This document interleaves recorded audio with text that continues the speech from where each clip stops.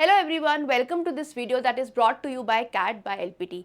Guys, in today's video, what I'm going to do is that I'm going to give you a 3-month planner or 90 days planner in terms of how do you improve your VARC section, plus how do you also make sure that you are not only just clearing the cutoffs, but you're also making it clear that you score a decent percentile in the VARC section.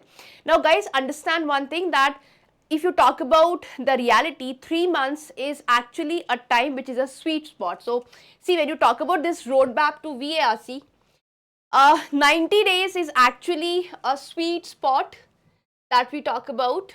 Okay, now why is it a sweet spot? Because it gives you short enough to keep urgency high but long enough to make a serious difference if you play it smart. So 3 months is exactly the time that has the same level of urgency, and it can also help you to boost up your scores because it gives you that practice and that momentum which is required to crack VARC. So what we are going to do is we are going to have a step-by-step process in terms of how to utilize these 3 months and make sure that you are not just scoring decent in the paper, but you're also making it sure that you are performing it to your optimum level. Now, when you talk about these 3 months, just remember one thing: out of this entire planner, structure, consistency, and smart feedback loops is what is going to give you the kind of momentum that you actually need. So let's break it down and look into the practical roadmap. Now, first, let's talk about phase one. Now, when you talk about phase one, it's all about building foundation. So, I tell students that when you talk about VARC preparation in the first month, that is the September month or the August month for that matter, just make it sure that you're working on your fundamentals. So, of course, I'm sure you're aware of the fact that we have got VARC section where you have RC which gives you 16 questions and VA that gives you 8 questions. So the first month is all about making it sure that you are nailing the foundations of these. So what I tell students is, it is get comfortable with RC patterns because RC has a lot of weightage in the paper. So make sure that you are familiarizing yourself with the patterns of RC, plus strengthen your grammar and logic for VA. So the goal is that you have to maintain a balance between not just RCs but also VA. So you have to familiarize yourself with the RC patterns. At the same time, you also have to work on your logic and grammar for VA, which gives you 8 questions. Now, how do you go about it? As far as reading comprehension is concerned, make sure that you are reading 1 or 2 long articles daily. The source could be anything as long as it exposes you to the kind of language that you see in the VARC section of CAT, right? For typical examples, it is you can pick up Hindu editorials, you can pick up Aeon essays, Project Syndicate, Philosophy Now, Scientific American, the New York Times, the Wall Street Journal, the Guardian, and any source that you can think about. Just remember one thing, that when you talk about CAT, RC passages or the questions, most of these questions are taken from foreign publications. So it will matter you well that you do read or have an exposure to the international publications from where these questions are actually framed. So after reading whichever article you read, just make sure that you summarize it properly in around 2 or 3 lines so that you know the gist of the passage. This builds summary skills for both RC and para summary. So when you identify the essence of a passage or a paragraph, it helps you not just with RC comprehension, but it also helps you with your para summary preparation, that is a part of VA. Now, solve 2-3 RC sets every day. Mix, you will cover as many domains as possible: philosophy, science, social science, business, politics, world affairs, current affairs, whatever that you can come up to. The reason is that we don't know where these passages are going to come from, so you just need to ensure no matter what is the domain of RCs, you know how to deal with it in the paper. Then focus on comprehension, less on speed. The first month is all about accuracy, guys. It is all about getting your answers right. It is all about getting that familiarity and comfort with the first VARC section here. And of course, we say that accuracy is the king in the first month. So we are not looking at the speed factor as of now or time management factor as of now. The first month should be extremely about the foundation of VARC, which is making it sure that you not just practice RCs but also you deal with VA part. Now, what about the verbal ability? So we discussed what you have to do as far as RC is concerned. Now, when it comes down to verbal ability, parajumbles and sentence placement, practice 5 daily. At least you should be practicing 5 questions from each domain. So when you talk about VA per se, there are 4 topics that you have to cover. So this is parajumbles, it is para summary, it is odd one out, and it is sentence placement. What you can do is that you can alternate days, you can pick up 2 topics and practice 5 questions from each. So practice 5 questions daily, use logic over grammar, connectors, chronology, pronouns. I am sure if you are taking classes somewhere and if you are even doing the self-study, you know what are the fundamentals of parasummary, what are the fundamentals of parajumbles, how do you solve odd one out, and how do you go for sentence placement questions. Right, so just make it sure. Para summary, start with easy sets, compare with answers and explanation. Para summary is all about elimination of options, guys, because if your elimination game is strong, your accuracy will be much better as compared to those individuals who are not so good with option elimination. Odd one out, do 3-4 daily, train yourself to find the flow of ideas. Now this flow of ideas works in parajumbles also, it works in odd one out also. Then build on your core skills, build vocabulary indirectly through reading, note words in logbook, and don't mug. Basically what I tell students is there are no direct questions of vocabulary in the CAT paper and the VRC section, but yes, I do emphasize the fact that if you do have sound word power, if you are good with your vocabulary skills, it will help you to comprehend better, and that is why your chances of getting to a right answer would again be better. Now, focus on tone, inference and critical reasoning, because this helps you to nail these questions of not just RC but also looking at VA. Then you talk about phase 2, which is all about ramping practice. So the next month would be all about practice across this section. So VA and RC combined together, you have to make sure that you are practicing as many questions as possible. Now 3-4 RC sets daily, and they should be of the difficulty level of CAT, because now is not the time to work on the basics. You just have to make sure that 1 month is dedicated to your foundation building. The second month is all about practice. So CAT level difficulty 3-4 RC sets. Time each set around 8 to 9 minutes, because if you talk about the VARC section, there are 24 questions to be done in around 40 minutes. But I'm sure that you understand the fact that not everybody would be attempting 24 questions. So it's all about your competency and how comfortable you are in the section, which will decide how many questions you are going to attempt. So begin identifying trap answers. When you deal with RC options, understand there are traps that is laid out by the question maker so that you can go wrong with the answers. You have to avoid those traps and understand what are the traps that is common in RC options and learn how to navigate them. So make sure that you are able to identify extreme options, out of scope options, answer choices that restate text but miss the main idea. So make it sure that when you are doing RCs, you understand that the main idea is extremely crucial to be figured out, because most of these CAT RCs are centered around the main idea.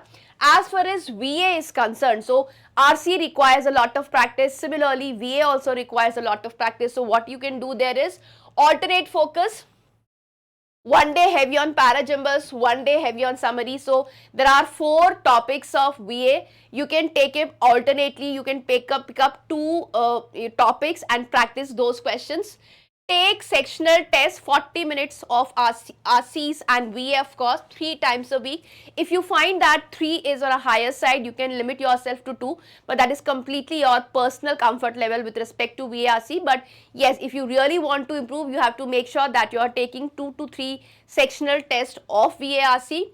Review mistakes. Was it miscomprehension, overthinking, or time pressure? You should know if you do go wrong with a question set, why did you go wrong in the first place, and you should be paying attention not to commit that similar mistake in the next section. So these mock tests and sectional tests help you to evaluate your mistakes so that you don't repeat them in the next test.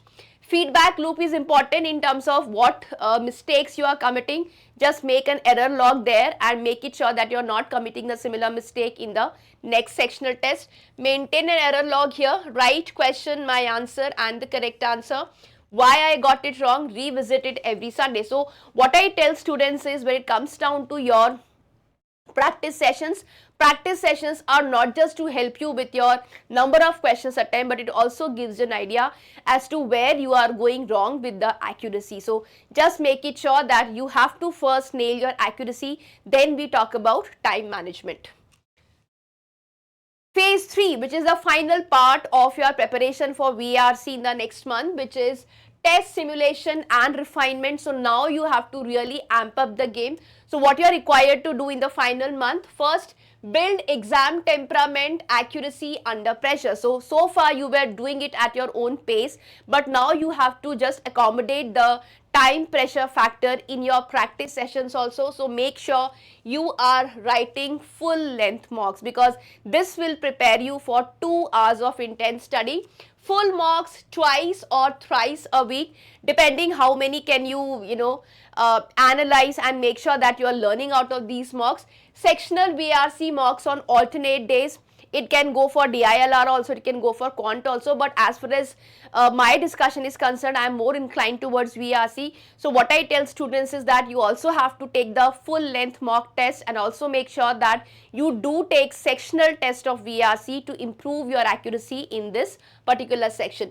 Analyze 2-3 hours per mock. Guys, understand one thing: the purpose of writing mock is not just write a mock. It is all about the analysis that you do after you have finished a mock. That will actually give you an idea how you are supposed to refine your strategy, so that it gives you the maximum marks you can score in a particular section. So the analysis matters more than the attempt.